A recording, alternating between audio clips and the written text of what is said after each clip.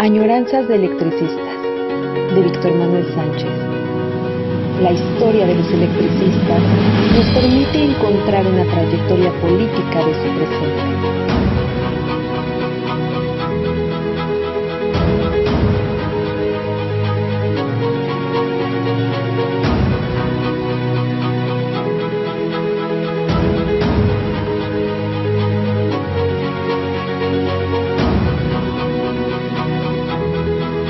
Comenzamos. Bueno, de nueva cuenta, estamos en lunes en otra añoranza de electricistas. Perdón,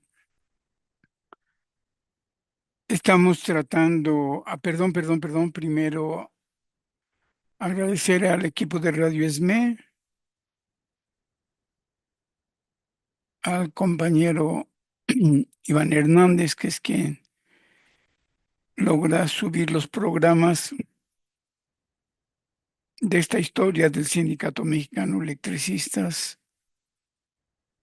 Y hemos tratado poco a poco siempre la historia en sus distintos momentos. De hecho, lo que haya pasado hace un mes ya podríamos considerarlo historia. Una advertencia. En 2014,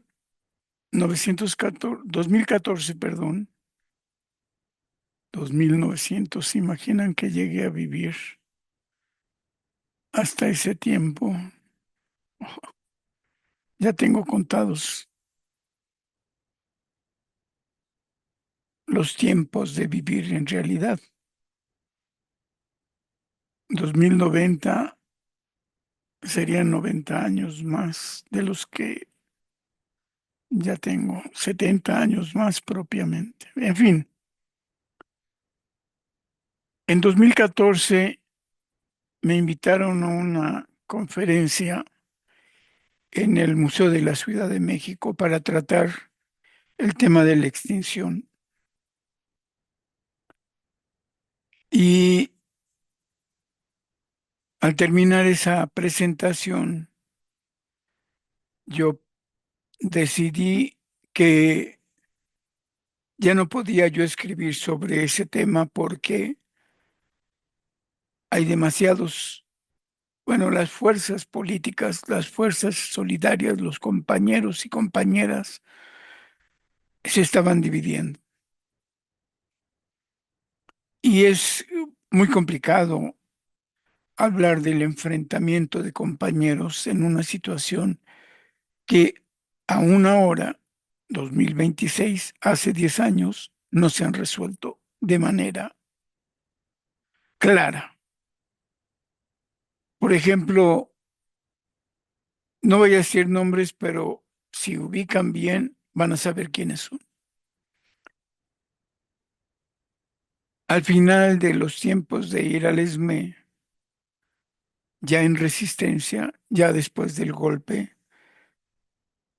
y un poquito antes yo acudía de manera normal, más seguido, a el edificio de Versalles, número 64, cuarto piso. Ahí tenía yo un espacio para poder trabajar. Y desde ahí entraba en contacto con toda la gente con la que yo acostumbraba a trabajar, el secretario de actas, por ejemplo, con los compañeros de la revista Lux. Si había algún trabajo especial, incluso, debo confesarlo, no sé si lo sepan muchos, pero seguramente algunos. También trabajaba para cuestiones de la Secretaría de Relaciones del Exterior y para el secretario general. Un tiempo antes de Versalles, yo tenía a un lado, dentro de la zona del secretario general, había un espacio donde yo trabajaba con una computadora muy bien equipada, una silla, y hacía trabajos diversos. La mayoría siempre han sido documentos históricos, Recuerdo uno que me gustó mucho cuando se hizo una de las primeras, un foro sobre el petróleo y preparé la ponencia que llevó ahí el secretario general. Debo reconocer una cosa, espero que todos lo sepan. Cuando yo preparo algún material que va a ser usado por alguien del comité, actas, educación, el secretario, no puede aparecer mi nombre. Tengo un grato recuerdo de que empecé a trabajar desde los desplegados del sindicato. El momento exacto no lo recuerdo. Había un compañero jubilado con mucha experiencia política y sindical, Óscar Waldo Medina. Cuando me lo presentan, me entero que él es, en ese momento, quien elabora los desplegados del sindicato. Y curiosamente, cuando me lo presentan y nos conocemos, hay un acuerdo para que ambos trabajemos. A veces alguien de los dos hacía el borrador y el otro lo completaba. A veces cada uno presentaba una propuesta y el pleno del comité decidía cuál se publicaba. Por eso también he comentado que entre los electricistas, en el comité, con los representantes, con la gente, porque también trabajé mucho con representantes. Trabajé mucho más, hice más compañerismo que en la universidad. Tengo ingratas experiencias, compañeros, amigos míos que en un momento dado daban la espalda. Y con los electricistas podríamos decir lo siguiente, la bronca es directa, punto. Alguien te cae mal y te lo dice. Te quieren criticar y te critican. Tú les dices cosas y pueden aceptarlas o podemos discrepar juntos. En ciencias políticas o en la universidad no se puede ser tan franco, tan directo. Y además todos mis trabajos que logré presentar en la UNAM para que me tomaran en cuenta como publicaciones, casi siempre no obtenía el, ¿cómo les diré?, el carácter tan académico que se pueden tener con trabajos. En fin, solo les quiero decir que en Versalles estuve trabajando mucho y ahí había un compañero que había solicitado que trabajara conmigo y que hacíamos diversos búsqueda de información, de datos y elaborar trabajos. Yo lo sentía mi gran amigo. Sabíamos que trabajamos juntos ahí en Versalles. Y cuando se da el golpe, cuando se da este legal decreto de extinción, me entero, él sigue trabajando, él sigue yendo, pero de repente se fue. Yo creo, todos recuerdan los tiempos de octubre del 2009, donde se ofrece para todos, o para los que acepten más bien, que acepten la liquidación, que era ilegal, anticonstitucional. Y muchos, todos lo recordamos y lo sabemos, tres cuartas partes de todos los trabajadores de Compañía de Luz se fueron. 28,000 y cacho fueron a las oficinas a aceptar la liquidación. Y este compañero que estaba conmigo trabajando ahí, obviamente él trabajaba en Versalles los 5 días. Yo nada más llegaba ahí cuando no tenía clase en política. Siempre he trabajado de esa manera. A mis clases de la Facultad de Ciencias Políticas nunca falté. También di clases en filosofía, tampoco falté. También di clases en el sistema abierto los sábados, tampoco falté. Pero los días que no daba clase, yo me iba a territorio electricista, según las tareas que tuviera o lo que sucedía, tanto de interés para ser investigado como del momento político. Bueno, el punto es este compañero, el día que aparecen las listas de quienes se habían liquidado, porque en un momento del proceso se dieron a conocer la lista de los 28,000 casos que habían aceptado y que por tanto estaban renunciando a seguir luchando, a resistir, a encontrar una búsqueda legal al conflicto. Este amigo desapareció.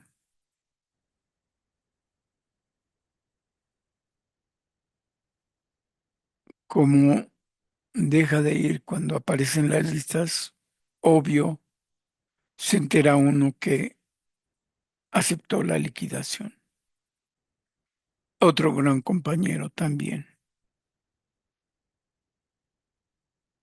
que tenía, nos veíamos juntos, platicábamos, conversábamos.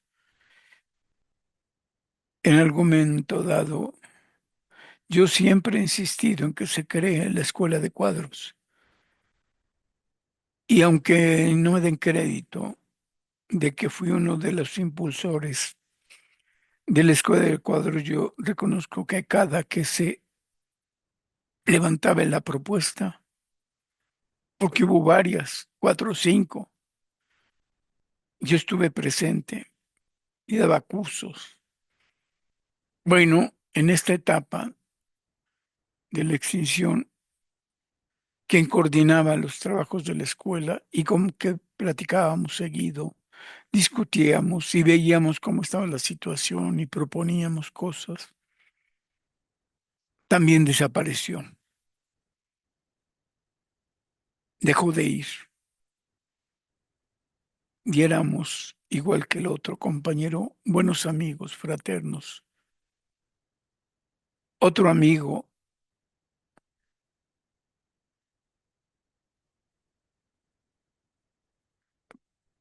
bueno,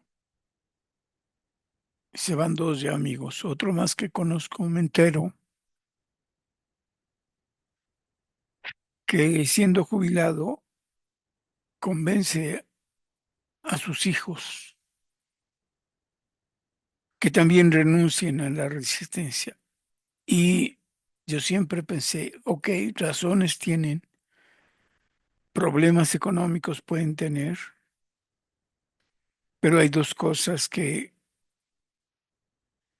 justo por educación política, por formación político-ideológica, da como resultado evitar la lucha o resolver su vida personal por otro camino.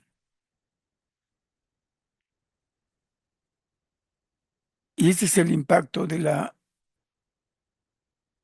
golpe con la extinción y de la división del Sindicato Mexicano de Electricistas. Amigos conocidos que uno confía en que son amigos y hay fraternidad y que se puede comprender por qué se van o por qué no, o que se puede discutir el asunto y no hay oportunidad. Porque los vemos juntos y ya no hay oportunidad de poder seguir trabajando, trabando amistad, buscando perspectivas y salidas.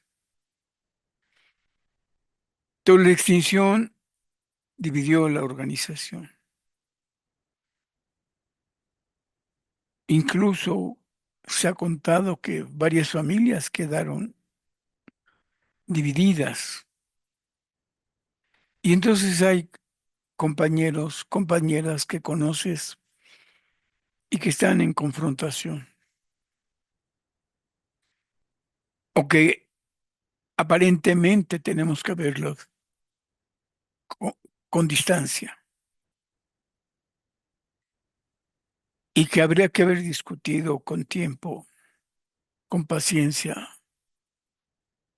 si aún aceptando esa liquidación como fraternos, como solidarios, como trabajadores finalmente se puede seguir siendo compañeros, seguir desde cada trinchera, porque en ese momento eso es otra trinchera. O sea, el golpe lo dieron y no se quita. Y quieras que no, puede haber dos trincheras.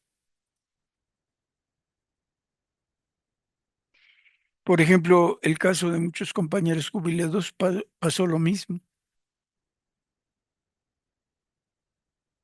Muchos jubilados se quedaron a resistir, pero dentro de la resistencia se dividió. Y entonces uno tiene que reconocer que está presente la resistencia y que aún los que se fueron tienen su problemática y el golpe fue general para todos. Entonces, en 2014 yo decidí que no puedo tratar el tema mientras no haya una salida con perspectiva, porque uno puede reconocer que el conflicto es candente y tratamos con compañeros que no quisiera uno denostar, criticar, agredir. Son compañeros. Y este conflicto choca.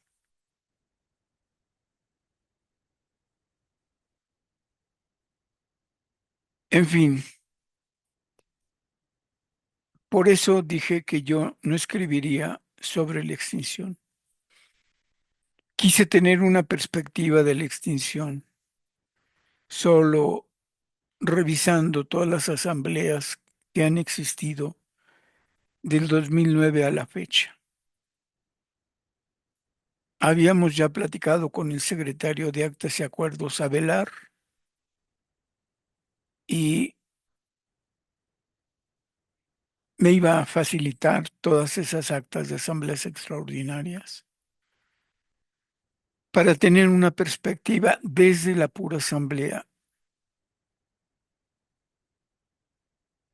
para ver qué perspectiva sindical surgía, cómo se trabajó el golpe y la resistencia. Porque es diferente a lo que estoy haciendo ahora, que tomé, me regaló una amiga una colección de la jornada a partir de la primera semana de octubre y 4 años más. Y de hecho, las dos añoranzas pasadas trabajé sobre esto.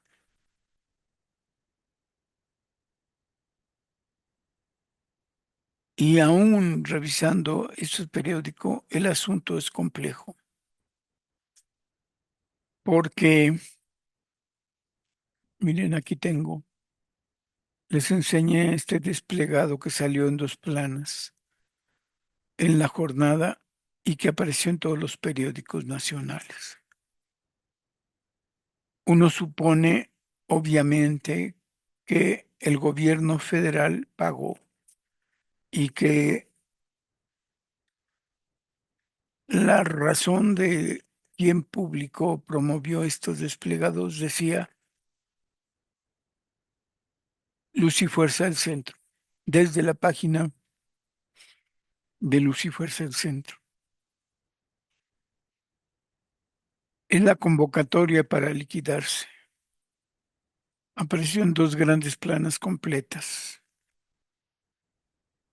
y la jornada cobra bastante por esta plana y por las dos seguramente se pagó bastante. Y si apareció en Excelsior, más dinero. Si apareció en Universal, más dinero. Si apareció en Ovaciones, más dinero, porque en ese momento así actuaba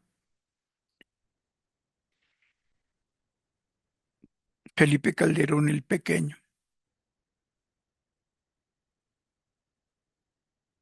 Y entonces el tema es complicado.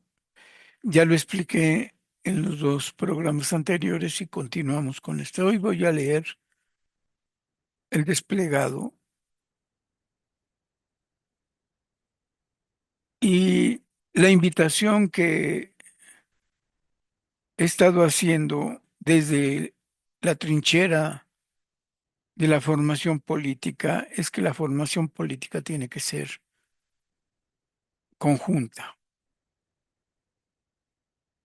que incluso desde aquella época debíamos resolver las cuestiones de manera colectiva,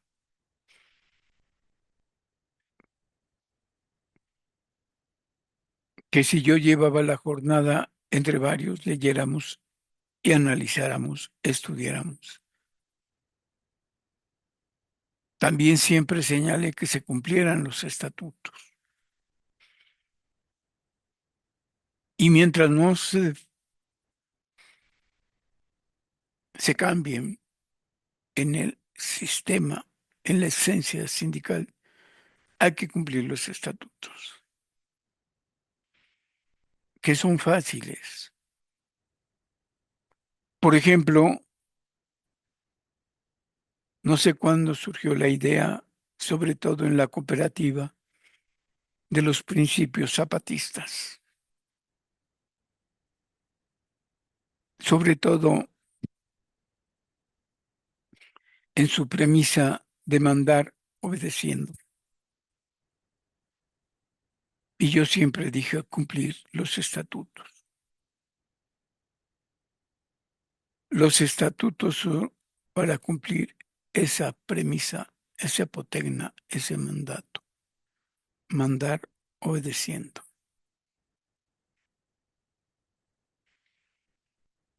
Reconocer que es el procedimiento democrático.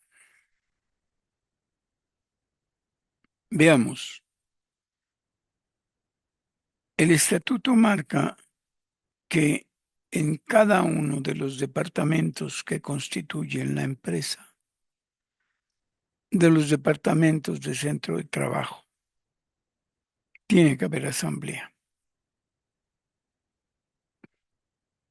Cada 3 meses mínimo, mínimo, tiene que haber asamblea.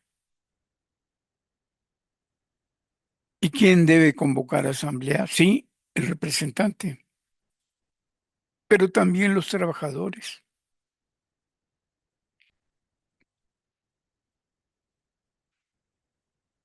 Y la propuesta del estatuto es que todos los departamentos, en su momento había más de 70 departamentos, tenían que hacer su asamblea.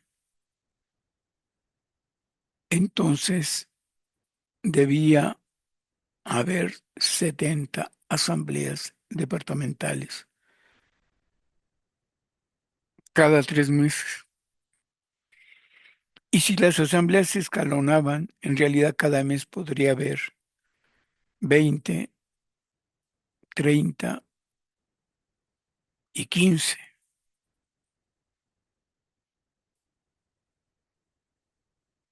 Puede haber entonces siempre de manera permanente asambleas departamentales. Y el objetivo de la asamblea departamental es que se acuerde algo, un punto político, una propuesta concreta y el representante se le manda que obedezca el resolutivo de la Asamblea. Y los representantes de cada departamento tienen que ir a la Asamblea General con el mandato de sus compañeros. Es decir, él lleva acuerdos para obedecerlos en la Asamblea General. Se reúnen los representantes en la Asamblea y cada representante lleva el acuerdo de sus compañeros departamentales.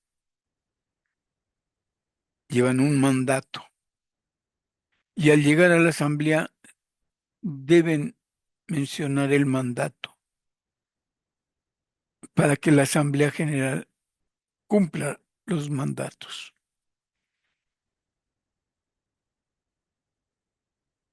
Y en la Asamblea General, quien debe cumplir el mandato es el comité, los integrantes del comité central y comisiones autónomas. El mandato viene de las asambleas departamentales, se llega al planteamiento en la general y se aprueban y se cumplen. Mandar obedeciendo. Entonces, sí, los zapatistas renovan en realidad porque ya se ha olvidado, pero está en los estatutos. El poder se construye. Ah, y se me olvidó decir, en cada división también tiene que haber asambleas generales, locales se llamarían.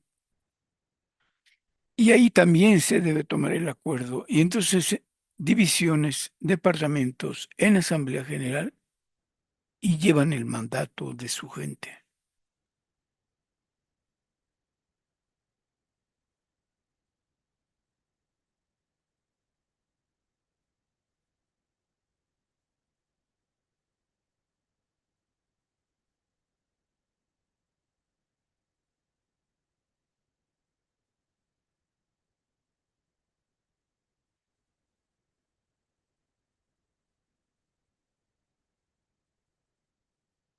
En fin, estos momentos, el representante tiene que recorrer todas las áreas de trabajo y tomando nota de lo que sucede. Eso es lo que dividió al sindicato. El que, tanto que se suspendía la escuela de cuadros, tanto que las asambleas departamentales de carácter político, de discusión del debate de la política económica y de la política y de las políticas que el Comité Central, porque eso dice el estatuto, tienen que hacerse asambleas deliberativas sobre las cuestiones políticas del momento y sobre las necesidades económico-políticas del lugar donde se trabaja.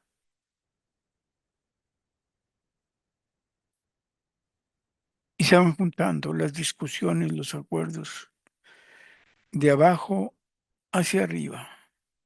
Lo dicen los estatutos. Si se llega al conjunto de asambleas departamentales para llevar el acuerdo, el mandato de estas a la asamblea extraordinaria,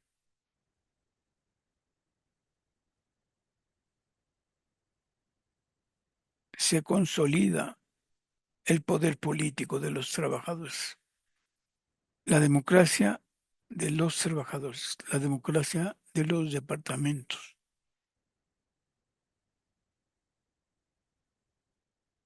Quienes llevan el mandato son los representantes que llegan a la Asamblea General y se debe de tomar la decisión.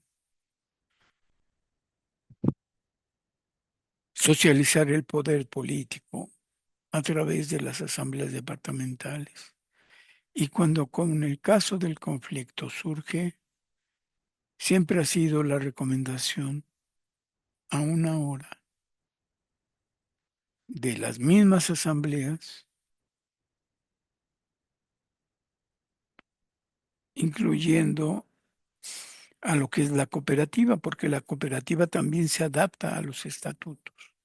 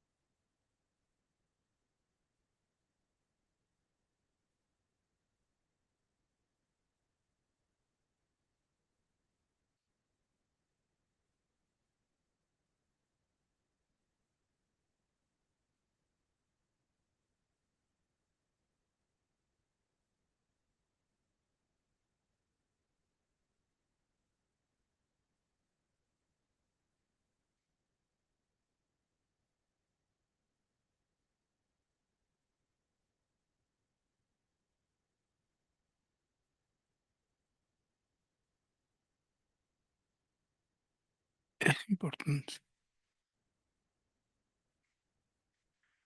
La lectura de los desplegados. Y vamos a empezar porque es mucho trabajo. Primero, cosa curiosa, antes de pasar al detalle del contenido, les voy a poner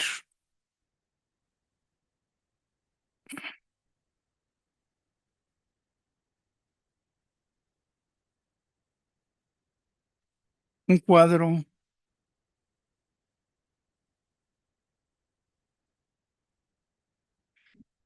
que aparece en el desplegado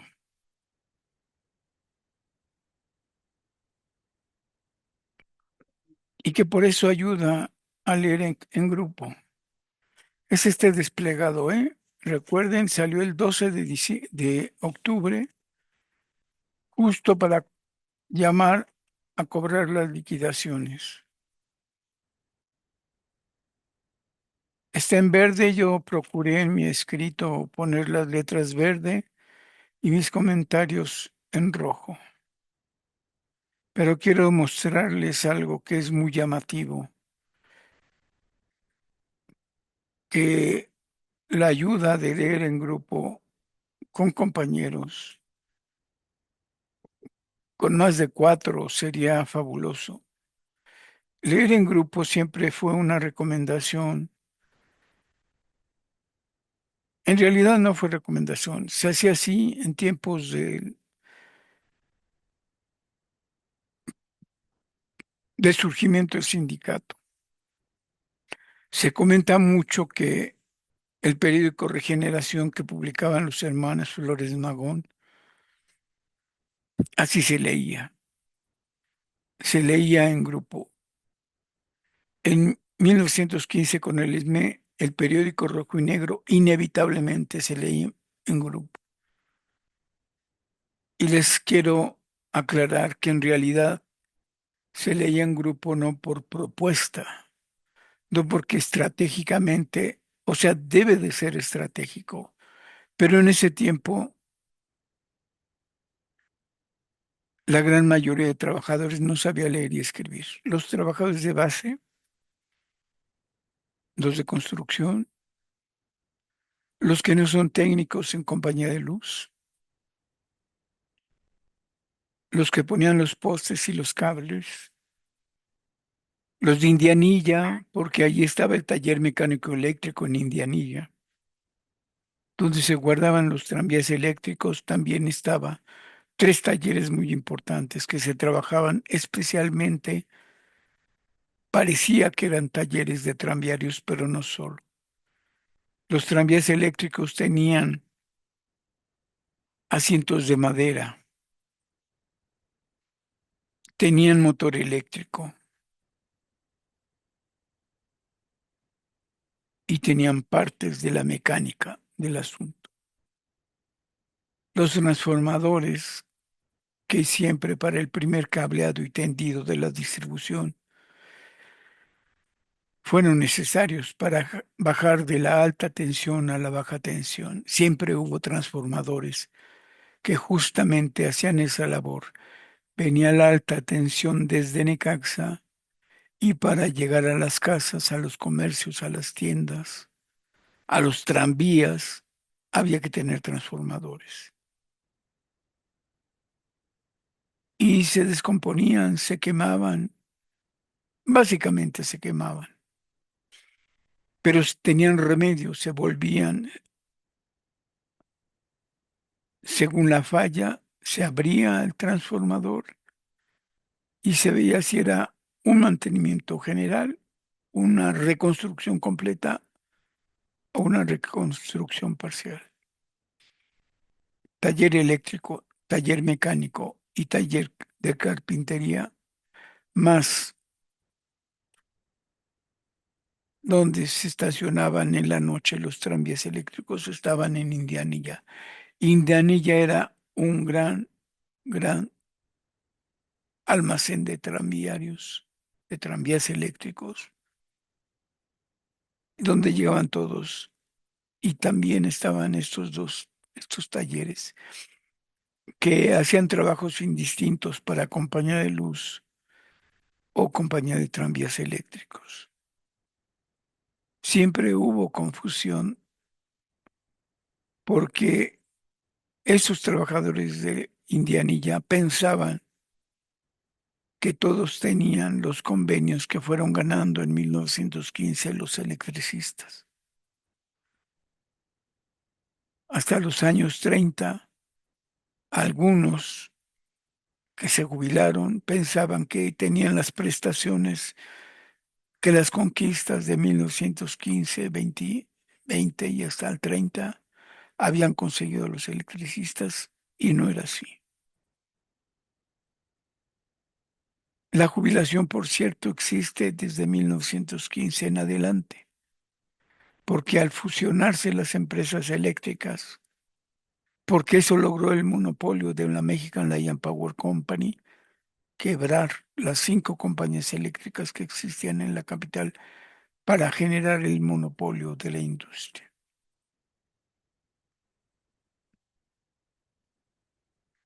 Y entonces la gente, la gran mayoría de los mexicanos de la época, la gran mayoría de obreros, obviamente sabían trabajar, les enseñaban si era necesario cómo, pero la carpintería se aprende. No necesariamente necesitas leer y escribir. Rojo y Negro, al igual que como Regeneración en sus tiempos, de antes de la Revolución Mexicana, se leía porque uno o dos sabían leer, no todos. Y entonces el que leía, leía para todos. Rojo y Negro así se leía.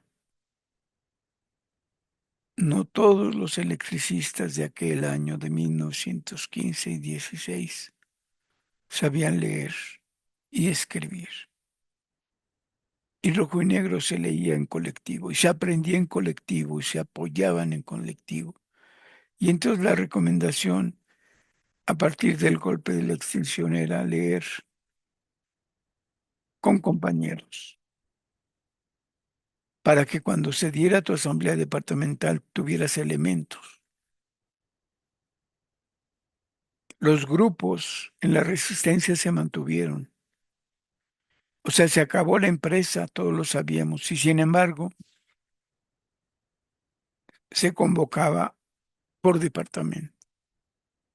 Ya nadie tenía trabajo, ya nadie pertenecía a un departamento, pero esa era la convocatoria. por departamentos, cables subterráneos, líneas aéreas.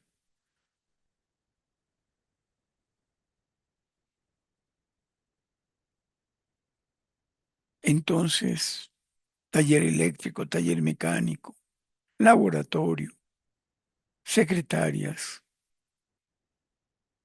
caja, tesorería, se convocaban, se supone que así. Y al hacerlo, significaba que como departamentos existían y debería de hacerse la asamblea departamental para llegar a acuerdos y llevarlos a la asamblea extraordinaria. Bueno, el punto es, el periódico que se tenía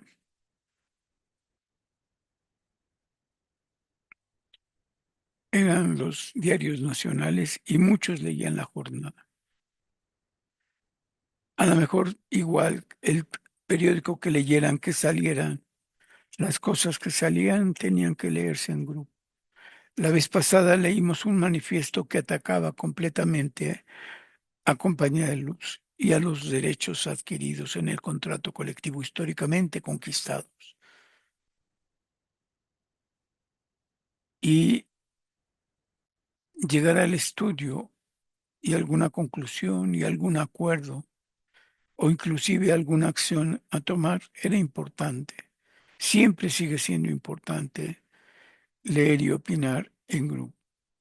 El estatuto permite que todo mundo tenga sus asambleas. No es necesario o exclusivo la asamblea general. Cada departamento y ahora en cada cooperativa, perdón, no en cada cooperativa, en cada unidad productiva de la cooperativa, al asumir el propio estatuto, debe de tener asambleas por su cuenta. Eso marca el estatuto. No solo la asamblea general, sino asambleas departamentales. Bueno, lo que quiero comentar, el cuadro que aquí parece, que se llama Centros de Indemnización, está muy oscuro aquí, ya lo copié. Y quiero llamar la atención de lo que está aquí. Voy a empezar. Espero que lo puedan ver porque lo estamos transmitiendo a través de la página de Zoom.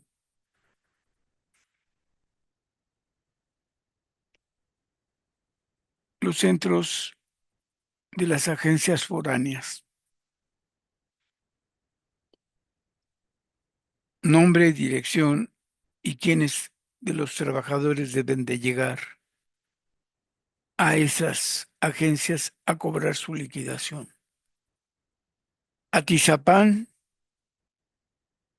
que está en Atizapán. Ciudad Azteca, que está en Ecatepec. Coajimalpa, en Coajimalca. Cuernavaca, Romero Rubio, San Gregorio, San Juan Teotihuacán y San Pedro Mártir. En el centro está la dirección que puse brevemente. Por ejemplo, en Atizapán no puse toda la dirección, solo la calle y que está en Atizapán, municipio de Atizapán. Bueno, vean esto.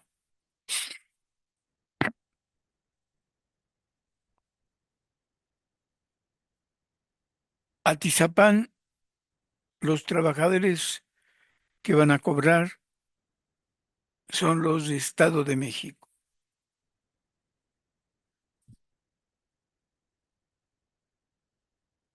Ok,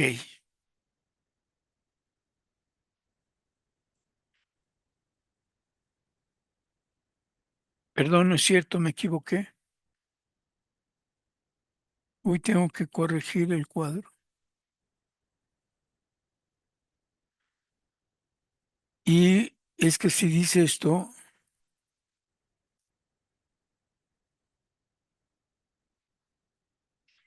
con razón no me aparecía. Bueno, vean esta. interesante. La división que todo mundo supo y que todo mundo criticaba que provocó la extinción está marcada también aquí en este cuadro. Y ya que corregí, ya me di cuenta porque no podía ser.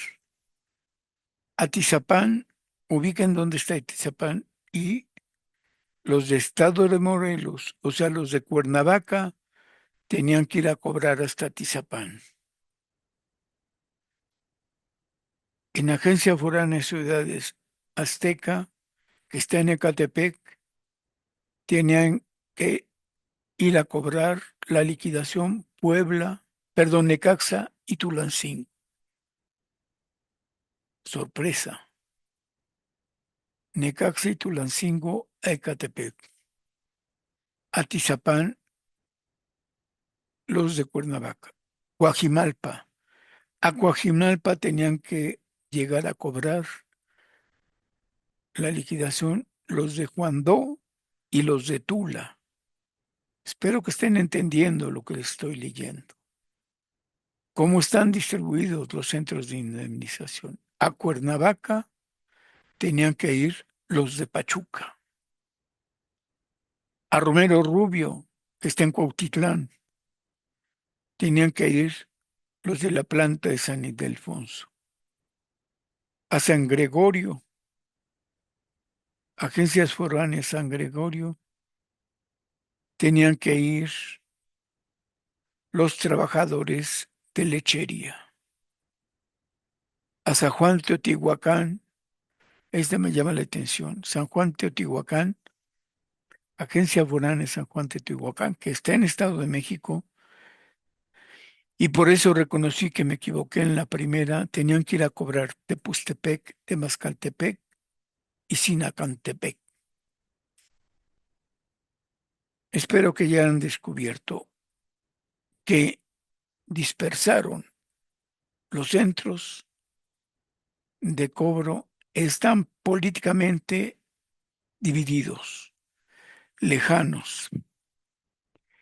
Sabían que ir a cobrar significaba también un momento político y diseñaron los centros de distribución de la liquidación de manera política. En Necaxa y Juandó, que yo recuerde, hubo conflicto en los pueblos. Se generó una respuesta, incluso podría decir violenta, cuando se dé el golpe de la liquidación. Necaxa y Juandó hubo enfrentamientos. Quienes conocen Juandó saben que es un pueblo. El pueblo es pequeño, por decirlo de alguna manera, y casi la mayoría son trabajadores electricistas. Ni modo de poner el centro de cobro de la liquidación en Juandó, porque no hay otro lugar en Juandó, es Juandó. En Necaxa, ¿dónde se podría cobrar? Formalmente en la mesa, que están las oficinas de Compañía de Luz. Propiamente la mesa son las oficinas. ¿Se imaginan que el lugar de cobro de la liquidación sea la mesa? ¿Se imaginan que van los trabajadores en grupos de 2, de 5, recorriendo todo el pueblo, cruzando el puente para llegar y empezar a subir a la mesa? Todo el mundo los vería. Entonces, toda, todos sabemos que el golpe, bueno, espero que lo sepan, era ilegal, no era constitucional. La ley dice que la liquidación de un trabajador solo es la ley del trabajo, la ley federal de trabajo. Te liquidan solo cuando te despiden. Y para que te despiden tiene que haber un escrito, una comunicación. Incluso puede haber despidos injustificados. pero hay ahí derecho, leyes que respaldan. La palabra liquidación que se usa en el decreto es falsa, es errónea, es ilegal. Todo era ilegal. Por tanto, al ser ilegal, ¿en qué se convierte la extinción? En un acto político. Eso siempre debemos de tenerlo en cuenta. Eso es lo que debimos tener en cuenta. Y a una acción política se debía responder con otra acción política. El ilegal Felipe el Pequeño dio una respuesta política. La extinción era un asunto político. Y aunque podría darse la batalla legal, había que responder políticamente. Y la formación política para dar la respuesta política tenía que ser fundamental. La lectura, por ejemplo, de este cuadro tenía que comprenderse inmediatamente cuando sale.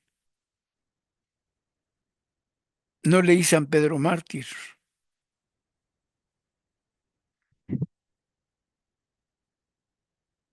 La agencia San Pedro Mártir tenía que ir de la subestación Valle de México. Entonces, los de Cuernavaca a Tizapán, los de Pachuca a Cuernavaca.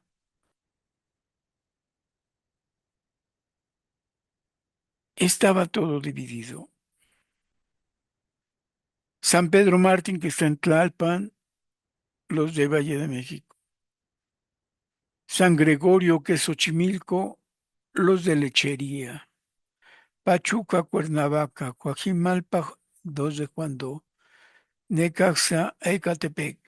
Este diseño de con dónde cobrar y cómo era impedir que la propia gente, el pueblo, los compañeros se dieran cuenta de quién iba a cobrar las liquidaciones.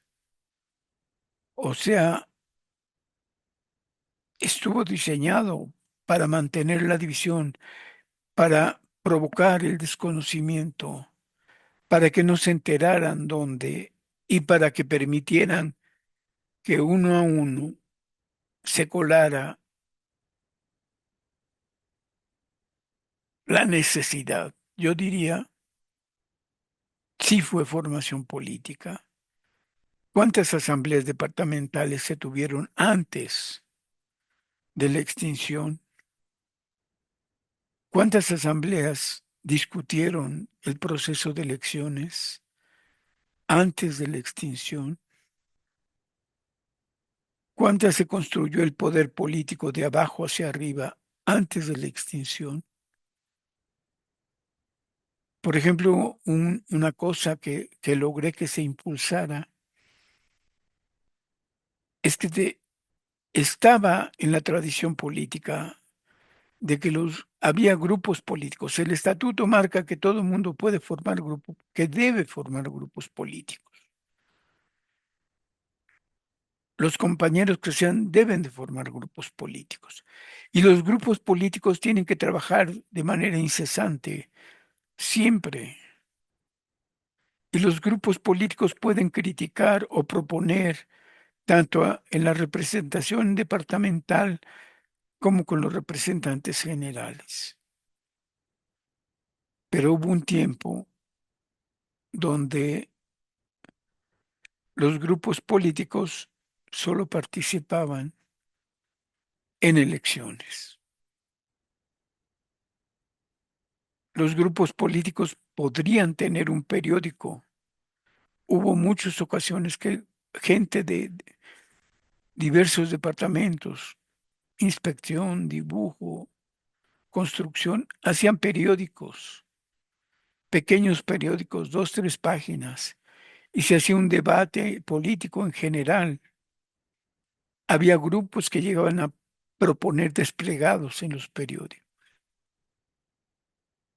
Justo esta ausencia de política generalizada, de poder político socializado, el poder se socializa para que haya democracia. Y justamente como en este caso está marcado, ¿Quién diseñó este proceso de distribución de las liquidaciones para mantener el aislamiento y la división? Yo recuerdo muy bien que cuando por segunda vez llegó Gutiérrez Nájera a la dirección de Compañía de Luz,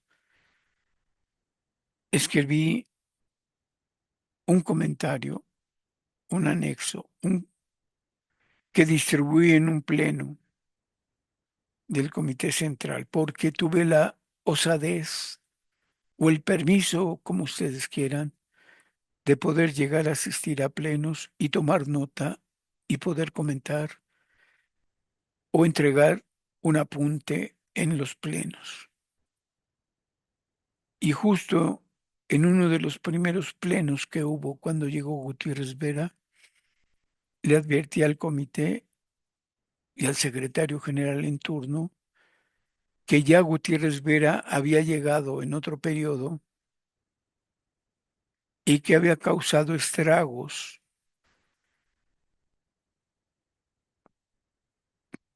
metiendo medidas que afectaron a la organización del sindicato.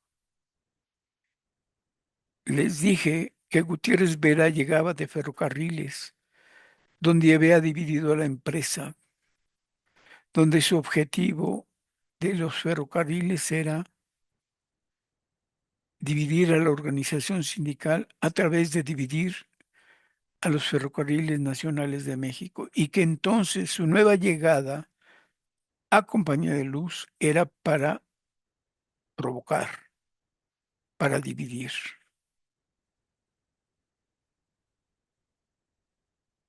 Y varios proyectos que se entregaron en aquella época, como por ejemplo la manera de dirimir los indicadores de productividad, planteaban un predominio de las decisiones de la empresa. Hubo un convenio que se discute en un pleno, un convenio que fue revisado por el secretario de Trabajo,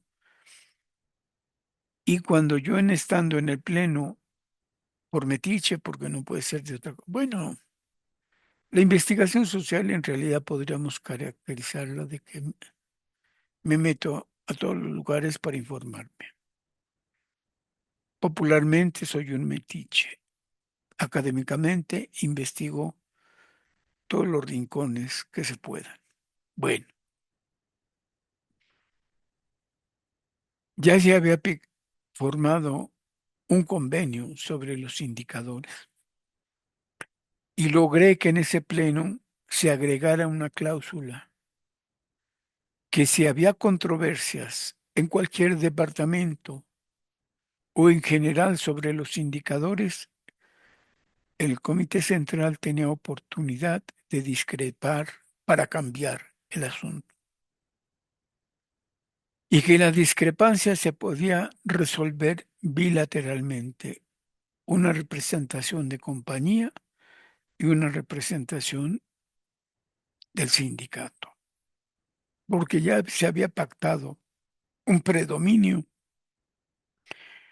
de cómo evaluar indicadores, de cómo mostrarlos y de cómo permitir, disque la productividad. Bueno, este final de dónde cobrar queda absolutamente claro que como Necaxa tenía que ir hasta Ciudad Azteca en Ecatepec, como los de Juandó y Tula tenían que ir hasta Guajimalpa. Bueno, los mismos de Tepustepec, Temascaltepec y Sinacantepec, que es Estado de México, eso queda claro. Pero si ubicamos, si recordamos dónde están estos tres lugares, ir a cobrar a Teotihuacán es recorrer de poniente al oriente extremo. Teotihuacán es Estado de México. Temascaltepec es Estado de México. Pero de Temascaltepec, cruzar por Ciudad de México y llegar a San Juan Teotihuacán, vaya. es complicado y está pensado de esta manera, políticamente. El cuadro se completa con sucursales y, por ejemplo, para dar una idea de los primeros, la primera división es los que tienen apellido en A y en B, tienen que ir a Tula. Y es muy probable que también, bueno, la primera división es obvia, es por letras. Y obviamente hay una gran división ahí porque cada quien por letras se van a muchos lugares. Y entonces aquí es A y B que tienen muchos apellidos, se van a Tula. C, que también tiene seguramente, por eso van solas las letras. C tienen muchos trabajadores con C a Xochiaca, de cualquier lado hasta Xochiaca. En Aragón, los de la letra D.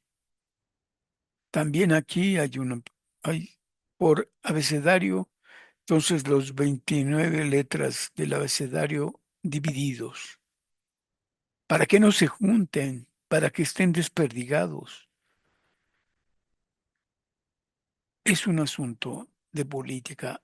Toda la acción es la política del Estado capitalista que se aplica en la extinción. La gran campaña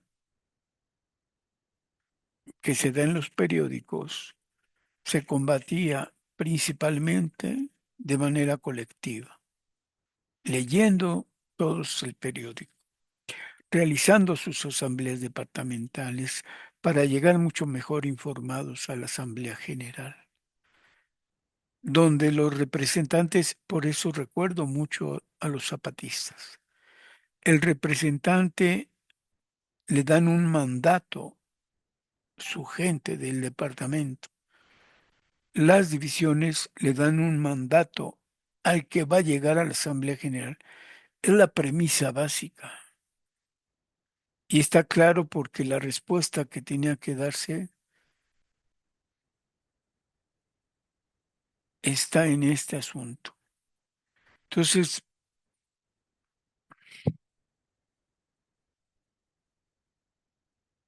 a la delegación, a la sucursal Tlalpan se van los de apellido R, a las S que somos muchos, los Sánchez. ¿A dónde crees que los llaman? A Huauchinango.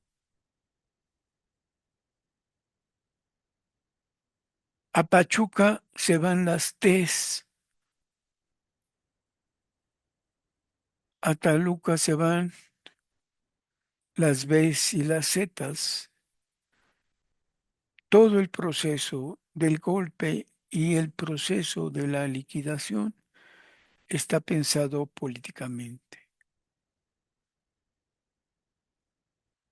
¿Cómo se pudo actuar para crear una resistencia a la liquidación?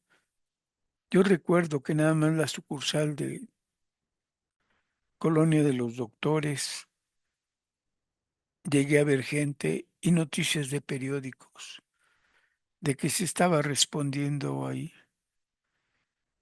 En Doctor La Vista, los apellidos con letra G. No recuerdo que se haya ido a otros lugares, pero queda claro lo que se actúa aquí,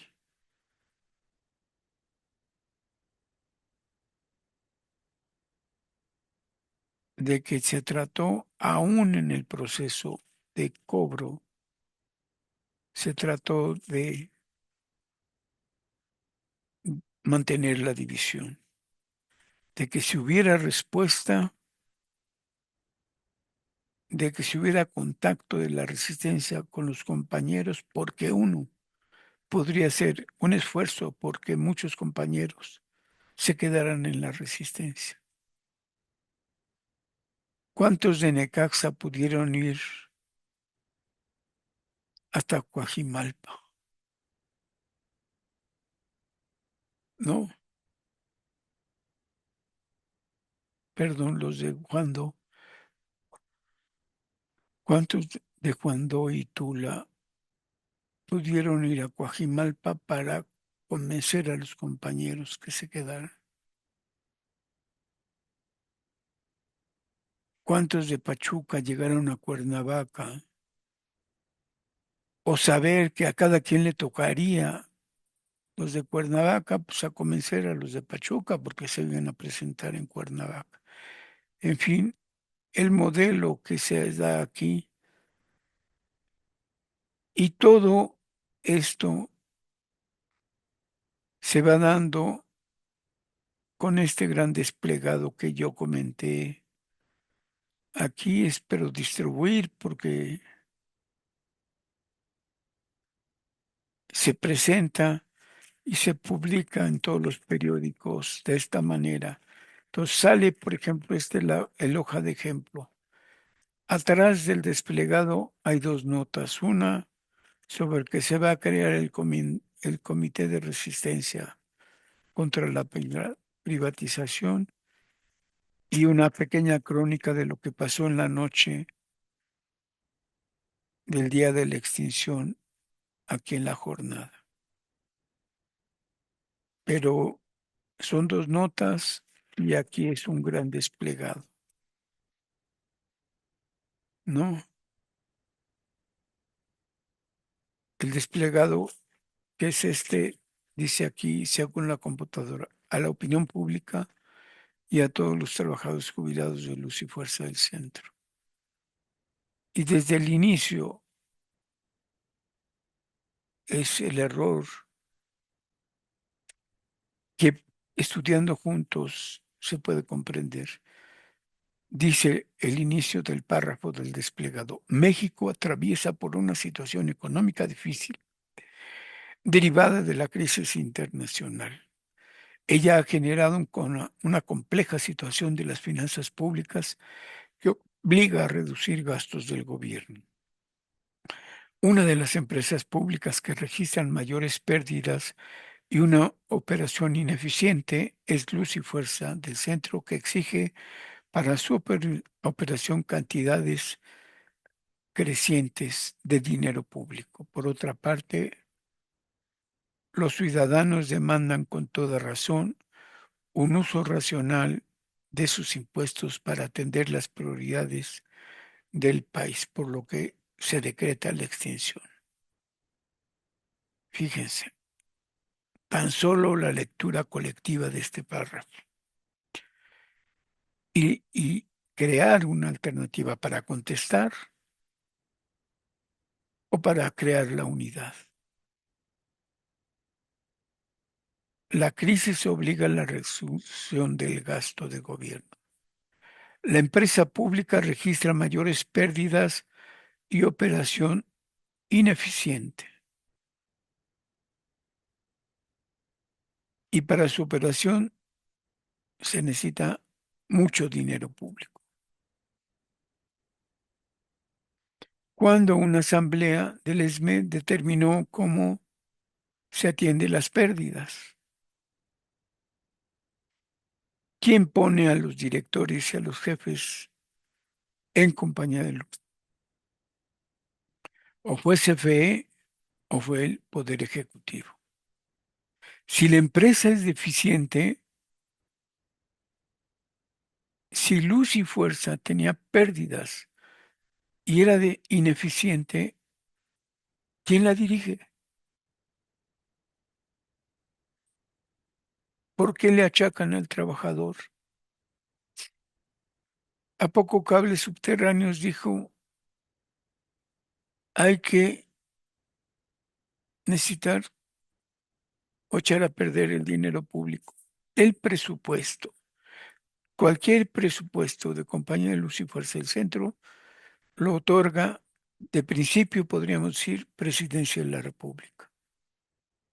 El presupuesto, como la deuda que se adquiere, es manejada realmente por la Secretaría de Hacienda y Crédito Público. Las tarifas las maneja Secretaría de Hacienda.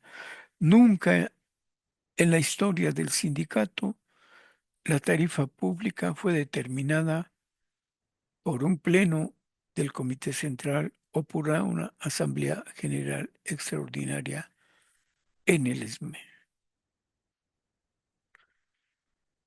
Entonces, ¿quién tiene el presupuesto y quién lo reparte a los distintos áreas, centros de trabajo, departamentos o divisiones? ¿Quién decide cuánto dinero va a Necaxa o cuánto dinero va a San Ildefonso o cuánto presupuesto se va a Juan Dó? La asamblea de Juan Dó decide el presupuesto de Juan Dó. Mentira. Si hay una situación grave de las finanzas públicas, es provocada por el propio gobierno. Y esto debimos haberlo tenido, debimos haberlo pensado y hacer un volante. Tan solo con este párrafo, todas las asambleas departamentales, las divisionales, debimos haber hecho un volante diciendo: los obreros, los trabajadores, las secretarias, los compañeros de caja, no podemos proponer el presupuesto.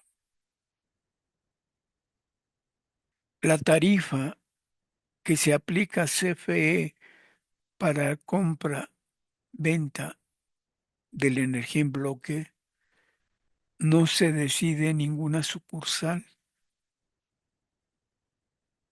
La respuesta tenía que ser pública,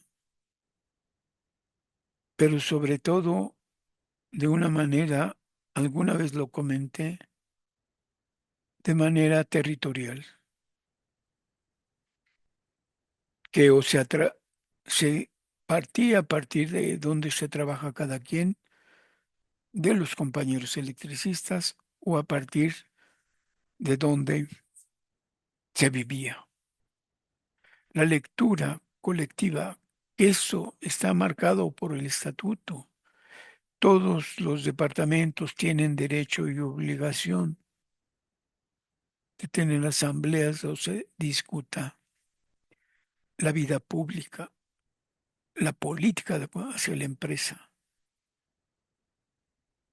no solo la representación sindical. Esto quiere decir que en términos generales lo que necesitamos es una lectura y una participación propia a partir de los estatutos. No estamos diciendo nada malo, nada incorrecto. Desde 1933 y en especial de 1956, que se hace la legislativa más reciente de los estatutos, ahí queda claro los grupos políticos, las asambleas departamentales, las divisionales y el criterio político que tienen que ser los grupos que se formen porque están permitidos la discrepancia y la democracia por todos los que quieran participar, pocos, 10 o muchos, 50. Por eso la escuela de cuadros permite que estudiemos el estatuto y que lo apliquemos. No hay otra cosa más invaluable que los estatutos. Perdón, se me ha acabado el tiempo y dejamos de lado este desplegado porque no nos vamos a pasar. Ese es el problema del tema de la extinción. Es un tema muy, muy amplio y profundo. Gracias y nos vemos el próximo lunes en otra añoranza de electricistas.